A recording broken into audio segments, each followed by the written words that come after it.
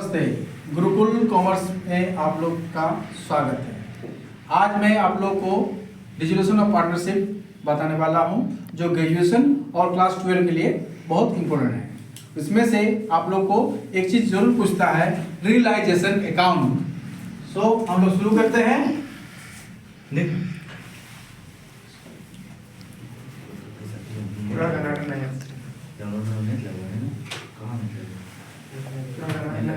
Dissolution of partnership. Dissolution of partnership का मतलब, dissolution of partnership का मतलब होता है पार्टनरशिप को खत्म करना। कोई भी पार्टनर बिजनेस से अलग होता है तो डिसोल्यूशन नहीं होता है। पार्टनर्स अपने स्वेच्छा से बिजनेस को खत्म जब करते हैं तो डिसोल्यूशन ऑफ पार्टनरशिप होता है। डिसोल्यूशन का मतलब ही होता है पूरा बिजनेस खत्म कर देना। तो इसलिए यहाँ पर जब बिजनेस खत्म करते हैं तो हम लोग रियलाइजेशन अकाउंट बनाते हैं। रियलाइजेशन का मतलब होता है वसूली खाता। वसूली का मतलब जो भी आपका कंपनी का एसेट्स है, लायबिलिटीज है, एसेट से क्या रियलाइज हुआ, मतलब प्राप्त हुआ बेच के, और लायबिलिटी का क्या पेमेंट किए लायबिलिटियों को, वो हमको दिखाना पड़ता है रियलाइजेशन अकाउंट में। तो रियलाइजेशन अकाउंट हम लोग जब बनाते हैं तो क्या करते हैं,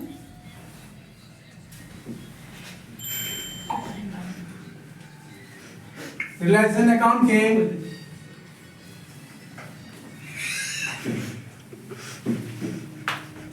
रियलाइजेशन अकाउंट में यहां लिखते हैं पार्टिकुलर, यहां अमाउंट, यहां पार्टिकुलर,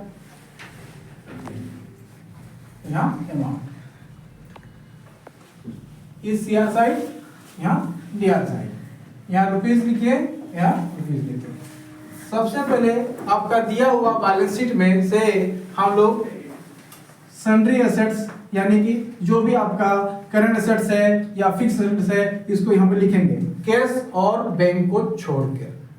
कैश और बैंक को इसलिए नहीं लेते हैं क्योंकि रियलाइजेशन अकाउंट में हम लोग तो रियलाइज करते ही हैं, बेच के प्राप्त करते हैं, और कैश और बैंक ऑलरेडी प्राप्त पहले से रहता है, इसलिए बैंक और कैश को हम लोग नहीं लेते हैं। यहाँ पर लिखेंगे टू सन्ड्री एसेट्स, टू आपका सन्ड्री एसेट में आपका फिक्स एसेट्स और करंट एसेट्स, और इस साइड में हम लिखते हैं बाय करंट लायबिलिटी।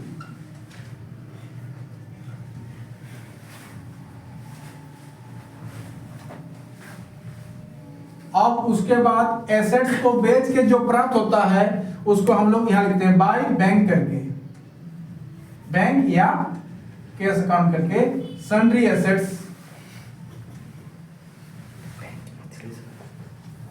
और इधर हम लोग उसके अमाउंट में बाहर करेंगे और यहां लिखेंगे टू बैंक अकाउंट करके, टू बैंक अकाउंट करके हम लोग यहां लिखेंगे जो करंट लायबिलिटी को है उसको पेमेंट करेंगे, करंट लायबिलिटी, उसके अमाउंट लिख सकते हैं।